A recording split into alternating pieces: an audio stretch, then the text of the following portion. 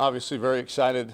This is going to be a really fun week, difficult week to prepare, but our guys have earned the right to continue to play.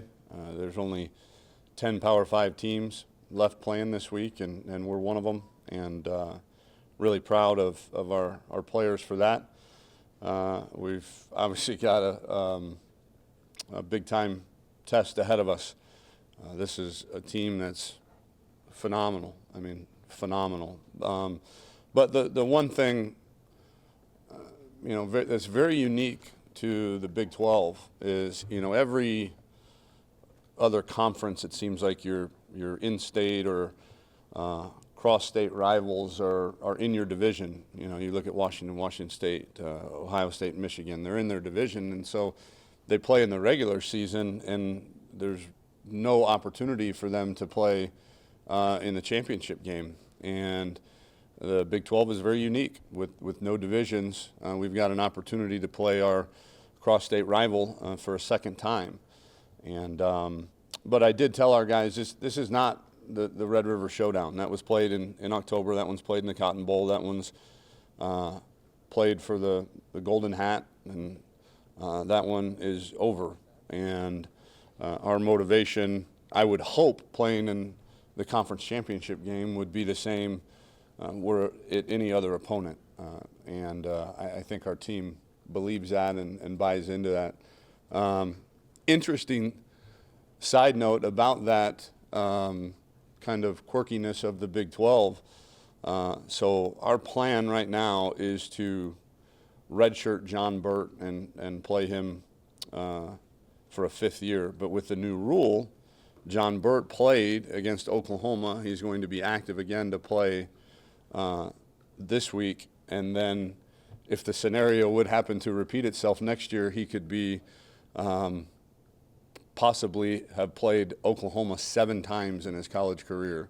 So I thought that was an interesting twist on the deal, and happy for John. He's going to be playing Oklahoma for the 5th time in his career and still have another year of eligibility left. So injury update, Brandon Jones is on track, meeting with doctors as we speak.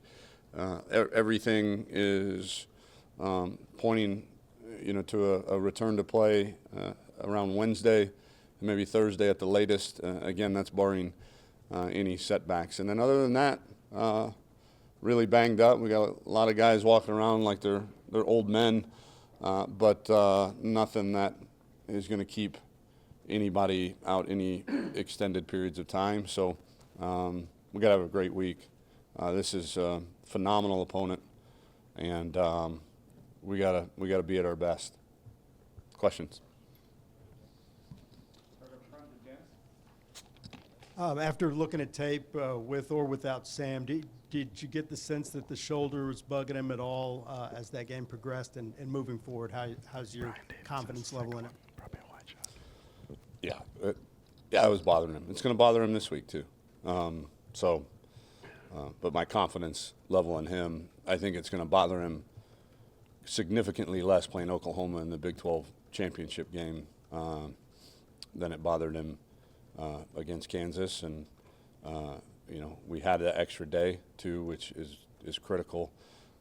And he'll be throwing again on Tuesday, which last week he didn't even throw on the Tuesday version of that week's practice, which was on a Monday. What's the biggest challenge in playing a team for the second time, and have they changed, or are they just way better or the same when y'all saw them in October? No, I think defensively you can see the differences. Not a ton, a little bit less defense, making sure guys are lined up and guys are in the right gaps, guys are covering the right people. But no, I mean, the thing you got to do, I mean, this offense is, what is it, like 10 yards per play? I mean, that's literally, like, guys, that's set, hit, move the ball 10 yards, set, hit, move the ball 10 yards. And so, I mean, I've never seen anything like it. But the thing that you've got to be careful of, especially because of quarterback and what a special player he is and the numbers that he has, you got to stop the run. And I think, you know, last 5 or 6 games, they've at least 290 yards rushing in each of those games. So we've got to stop the run, and then we've obviously got to contain him, which means we got to play well on the perimeter then too, because he can really throw it. But no, they haven't gotten better. I think they were doing all this stuff before they played us too. So it's remarkable to watch them. And then what's the challenge playing the same team? Oh, the same team twice in 1 year. I don't think there's a whole lot. I think you look at. I think one of the challenges for us is it's a new defensive coordinator too. So offensively, you want to say, hey, let's go look at the things that we did well, and how did we manage to do that, but you've got to assume that they've corrected some of the issues that they had as well. So that's the biggest challenge, is kind of what are the wrinkles you're going to see. You know, obviously, if you hurt them with such and such formation or play or blitz on defense, you know, to expect that you're going to do that again is probably wishful thinking. You would think that they would have that adjusted by the time we play them. So, but no, I mean, there's been plenty of distance since that game. I think too that we both our teams have evolved into a little bit different teams than what played in October, and you know, that when you watch the film, that's what you break down is you know, the since our game, you know, what have they done?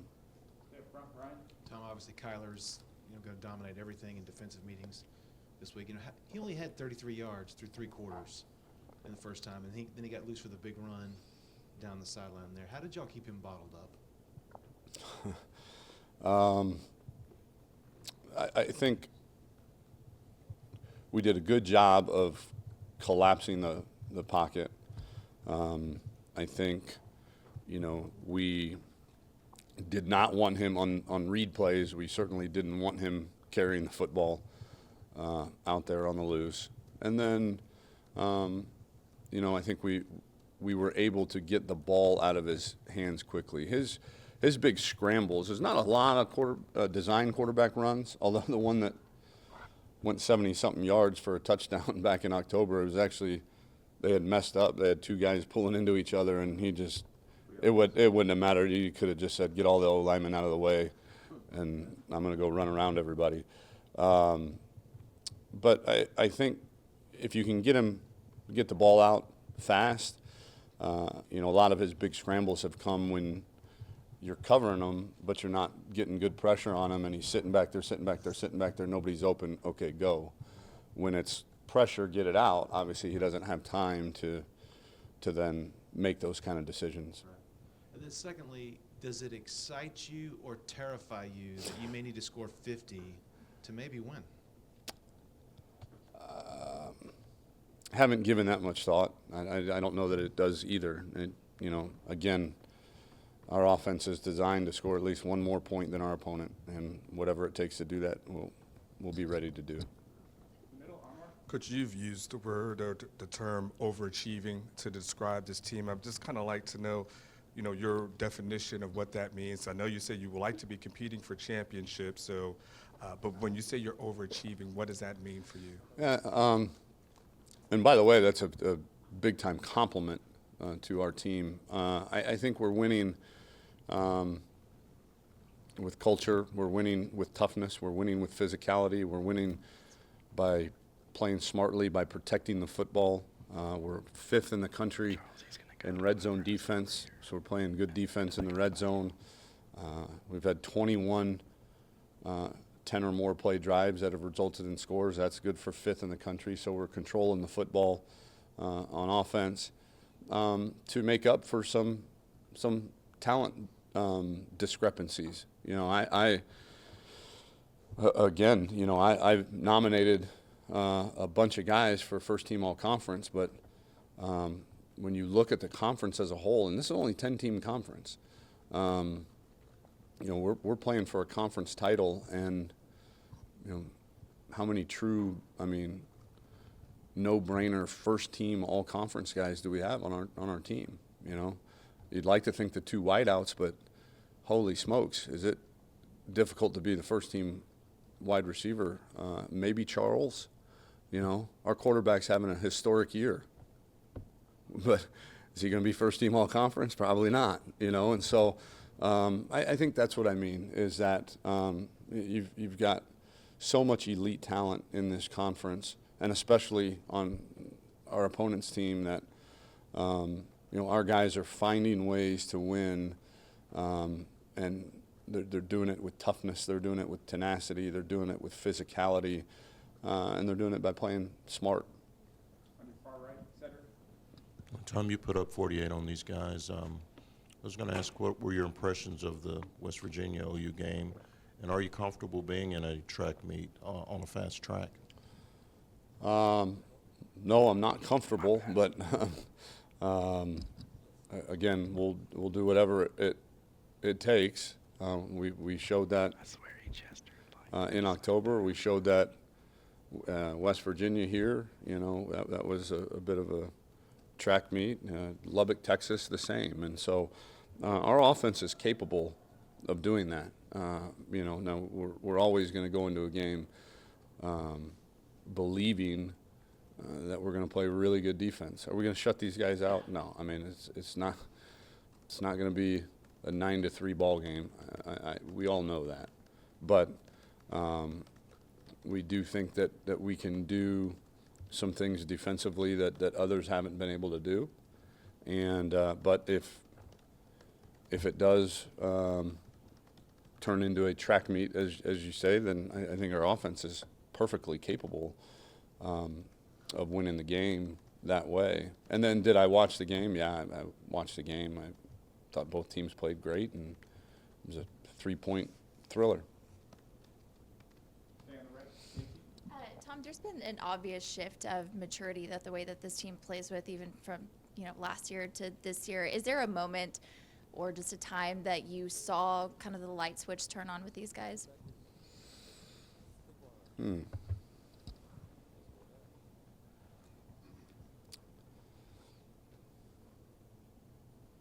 A couple. I mean, I think our winter conditioning coming back from the bowl game was phenomenal.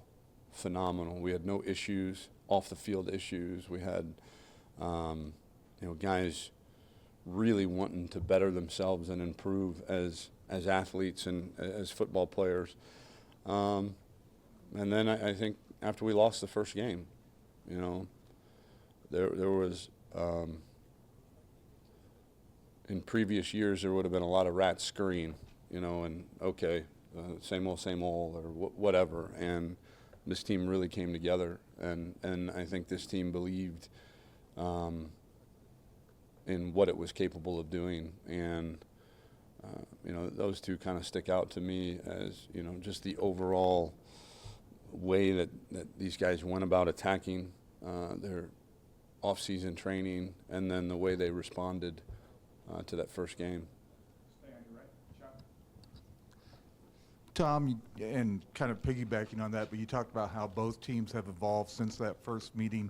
How specifically do you think you guys have evolved since that first meeting? And second of all, report out there that you brought in David Beaty to help you a little bit this week. Can you confirm that, and what are you hoping to get out of what David can provide for you guys? Yeah, I don't know why that's news. Whenever you play an opponent and then you don't play that opponent again, and you have friends on that staff, you're going to call them and say, hey, what'd you have on us? And so, like, when we got done playing USC, we called the coaches at USC, and said, hey, what'd you have on us? And here's what we had on you, and you share that kind of information to help. It's all self-scout stuff, like, here's, when so-and-so DB lines up in this stance, it's man, and when it's in this stance, it's zone, and you get lost at times. As good a coaches as we have, you're so focused on game planning for your opponent that sometimes you lose sight of what your opponent is game planning for you. And so it's always nice to have a fresh set of eyes, talking about signals. They had some of the signals, for us that we wanted to, hey, do we need to change, signals? So a lot of it, really all of it was self-scout type stuff. Like, here's what we had on you. And it's very common. It just so happened that we were playing this week and they weren't. He's a friend of mine, and we weren't going to play each other again. And so, but the visit actually never materialized because of the blizzard in Kansas City. But we did talk to them extensively on the phone, talked to David, talked to Clint Bowen, talked to Kenny Perry, their special teams coordinator. All of that stuff it's very, very commonplace to say, hey, what do you got on us? And then how have we evolved as a team? I think we're running the ball more consistently offensively. I think we have learned that we can, if we need to throw it for 320 yards in a game, that we can and win. And I think on defense, I think the biggest improvement is just the last 2 weeks is really, getting back to, being the physical, tough, hard-nosed defense that we've been around here for a while that we might have strayed from a little bit for a couple weeks. So I would say those are the areas that stand out to me. On your left, Chip. Tom, just, the nuances, some of that I was going to ask about where you all have improved as well. But, just facing this OU team with, it looks like you're going to have Brandon and Gary, right? Mm-hmm. How important is it for your defense going to be max health against this group? Yeah, well, we need speed. You got to be able to run against these guys. And, we ran with them pretty good in October.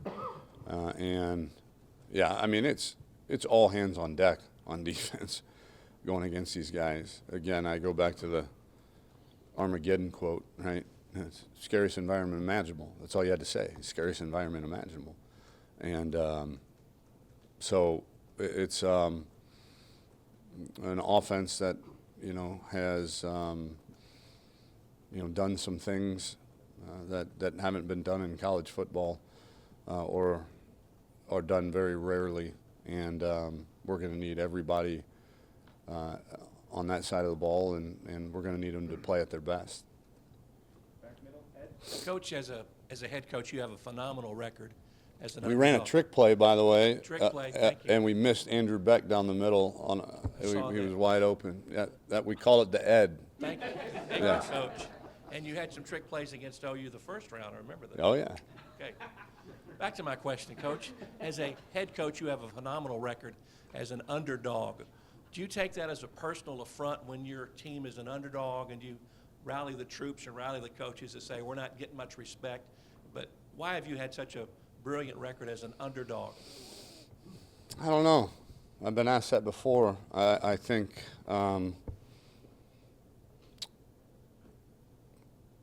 we always see ourselves as underdogs. We've got a little chip on our shoulder.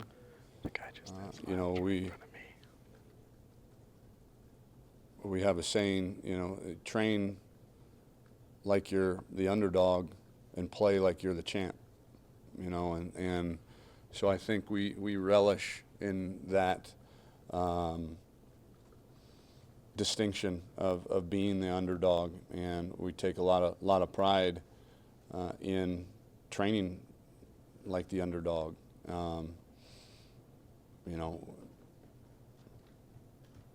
But I don't know if there's something magical we do. There's no, my speeches aren't any different when we're an underdog versus when we're a favorite. The way we go about our business throughout the week isn't any different. I just think our guys enjoy being an underdog because we feel like that's how we train every day.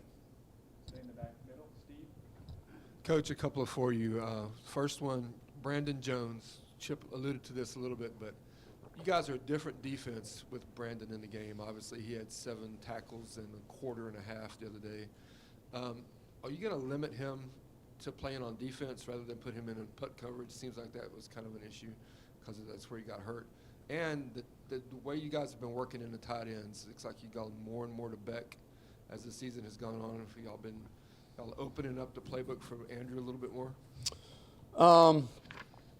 Yeah, he will not be returning punts. We've got open tryouts for punt returner this week. I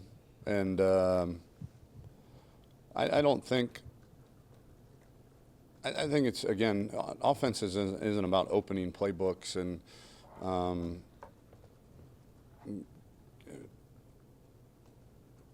offense is about a lot of what offense is about is kind of taking what the defense gives you. And we saw some opportunities in the last few weeks for Andrew to have a bigger role. And if that's the case this week, we will. If not, we won't. And so it's not a concerted effort by any stretch to open any playbook. The playbook's always open. Your right, Joe? Against West Virginia, the scramble right before the field goal that put you up 7, very close play with Ehlinger at the sticks. Against Texas Tech, Antoine Wesley's catch out of bounds, very close play. And then the onside kick that Kansas recovered kind of looked like Brewer came out of it at the bottom of the pile. You had timeouts, could have used a challenge, didn't. What's your philosophy on using coaches' challenges, especially when it appears that the Big 12 or the replay crew won't review the play? That's the thing that everybody needs to understand is they review every play. And so the only time that we're going to use a challenge is if we are certain and we feel like whatever is happening on the field is not giving that guy in the booth enough time to, because he is. Every single play, mundane as they may be, they are reviewed immediately. And then the whole buzzer operation happens when the guy says, hang on, I need a little bit more time with this because I'm not quite sure. If the guy doesn't get buzzed and there's been 30 or 40 seconds of this guy in the booth, rewinding and reviewing this thing, then chances are you're not getting it overturned and you're wasting a timeout. And then as to Andrew Beck did, or Cade Brewer did recover that, but recoveries are not reviewable. So that one, that's a moot point. But as far as the couple spots, again,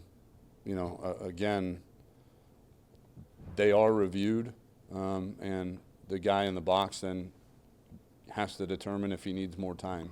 So very rarely do you see a coach's challenge overturned because the guy, by not buzzing down, the guy upstairs has said, I've seen enough, that call was right, and so you better be pretty sure, and there better be a feeling that maybe this guy didn't have quite enough time to look at everything. Back middle, Roger?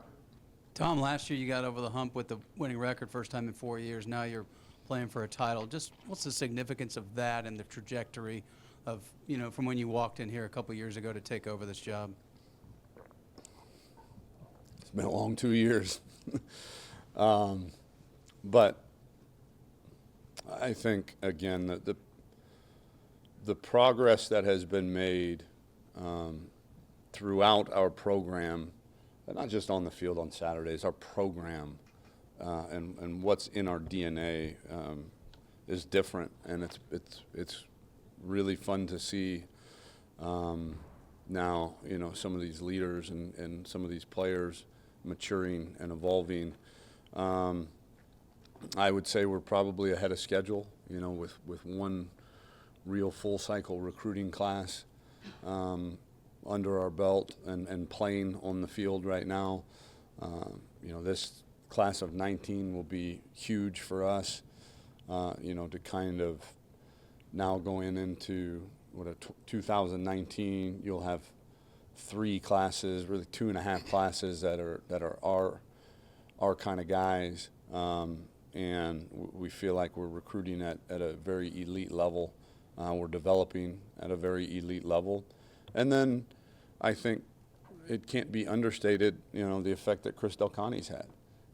And, his vision, his enactment of his vision very immediately, starting with our new South End Zone project, which, we're going to move out of Moncrief in the spring of 2019.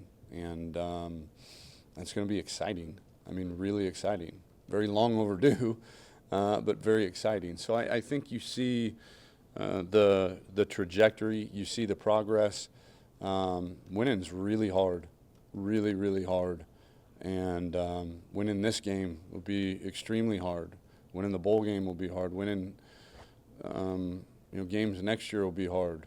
But again, I love where we're at in terms of the development of our players, and the young players especially. And to Anwar's question about overachieving, I think part of that is borne out, or I don't know the right word, is seen in the fact of how many one-possession ball games we're in. We're not good enough right now to blow anybody out, but we're just good enough to beat anybody. Andre's probably two left. That's a testament to the development of these players, and I couldn't be prouder of them. Tom, I was wondering if I could get your thoughts about the play of your offensive line, especially when it kind of comes to their first push, because it doesn't seem like Trey and Keontae over the last few weeks have been, caught in the backfield very often. Yeah, again, they're playing well in the run game. I think we're doing, as coaches, we're doing a good job of giving them things that they're playing to their strengths and trying to minimize their weaknesses. Again, I thought, in the Texas Tech game and in the Iowa State game, we were really reestablishing the line of scrimmage. I'm not so sure I saw that so much against Kansas, but I think that the schemes were good, and the backs were running the ball well, and we had more 7, 8, 9 yard runs than we've had in a long time around here. And we're also playing for our conference title, and our longest run from scrimmage is 39 yards in a 12-game season too. So we're not extremely explosive, but when we go on these 10-play drives, we're kind of leaning on those on the offensive line, and again, they've stayed together. Other than the couple weeks that Shaq was out, I think, John, we've only had 6 guys start at offensive line the entire season, right? And we've had the same starting lineup, 9 out of the 12 regular season games. So that's, you want to compare that to last year, and that makes a big difference. In the back, Mike. Tom, you talked about playing a team twice in one season. You were here back in '99 against Nebraska. What do you remember about that? What did you learn from that? And is that your only time that you've played a team twice?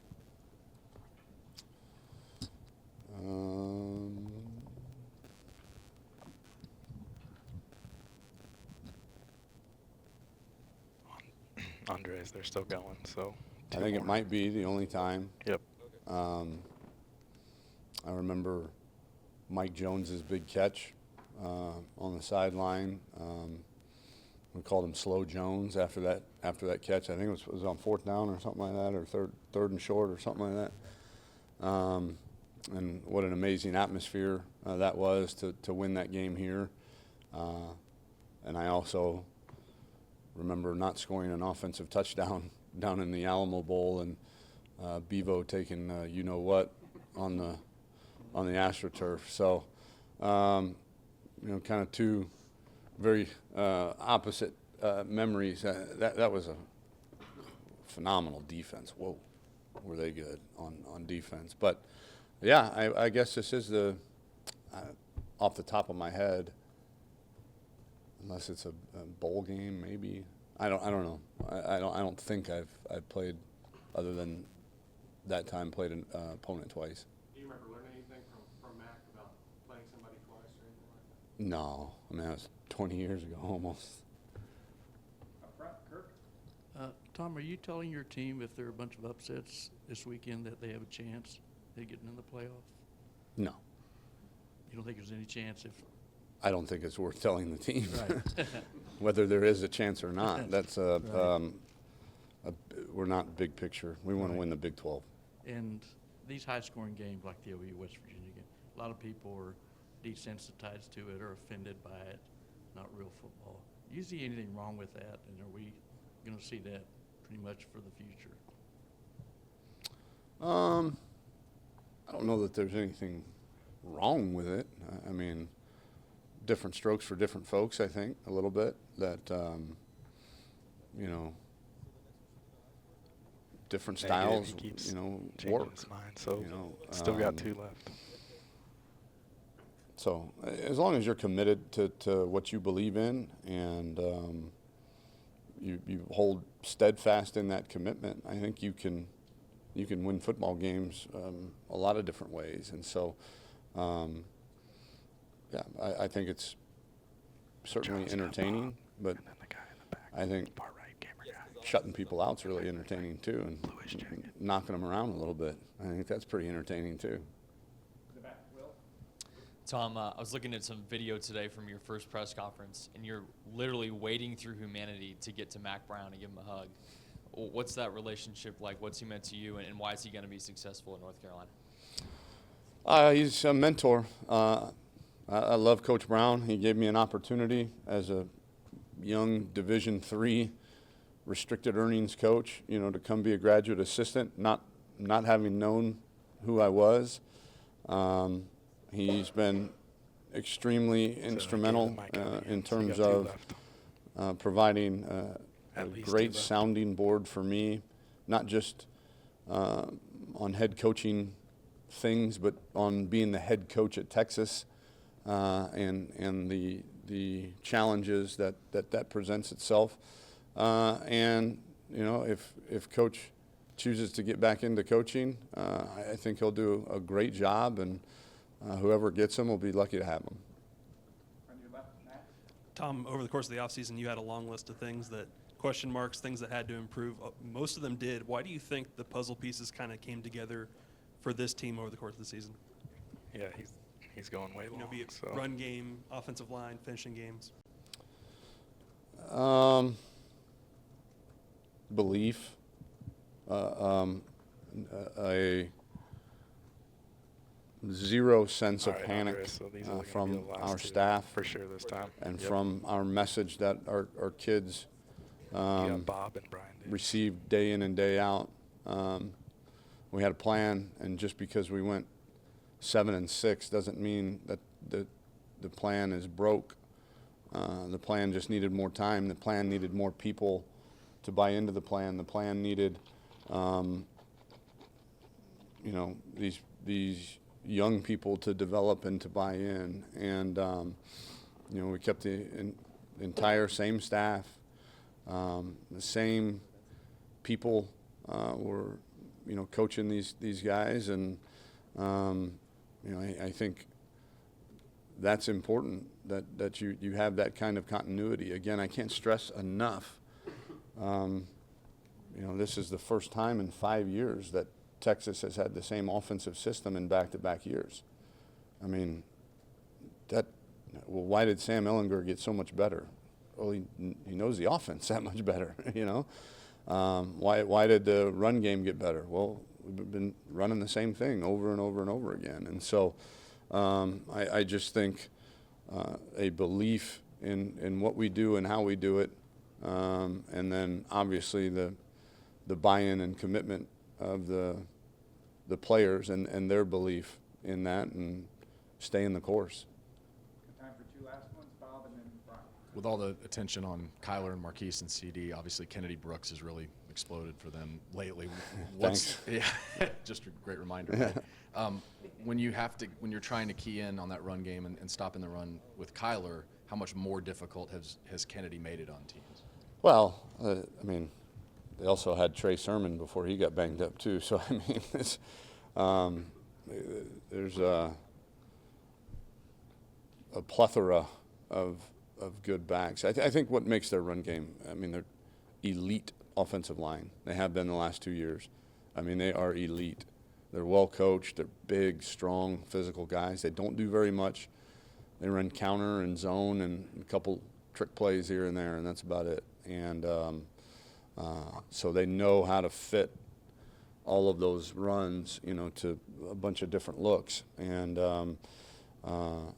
you know, the Kennedy Brooks kid is just another one that they can plug in behind that offensive line and go churn out whatever 7.8 yards a carry or whatever it is. And so it starts up front, and again, you gotta make sure you tackle the back without allowing, in some of the read game stuff, without allowing Kyler to get cut loose. Last one up front, Brian. I wanted to build off Max's question. You know, Last 2 one, years ago last when one. you got here, you know, I asked you, how do you teach these guys how to win, right? Because that was their biggest thing. They had talent, they just couldn't win. At what point, whether it was last year or this year, did you see things that made you feel like, okay, this team knows how to win?